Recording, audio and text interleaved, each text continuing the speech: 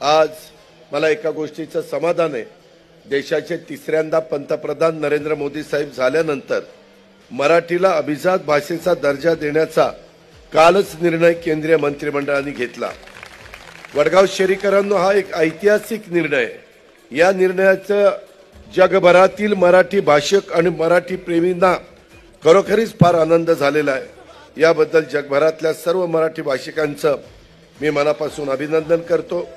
आपल्याला माहिती नाही काहींना, परंतु या निर्णयामुळे तुमच्या माझ्या मराठी भाषेचा गौरवशाली इतिहास, समृद्ध सांस्कृतिक वैभव हे जगभर पोहोचवलं जाणार आहे।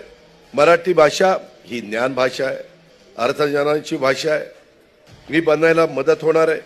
महाराष्ट्रासाठी अभिमानास्पद निर्णय घेतल्याबद्दल मी महाराष्ट्रातल्या 13 कोटी जनतेच्या वतीनं देशाचे पंतप्रधान नरेंद्र मोदी साहेबांचं आणि त्यांच्या संपूर्ण मंत्रिमंडळाचं अभिनंदन करतो, त्यांचं कौतुक करतो। महाराष्ट्रवादी रे।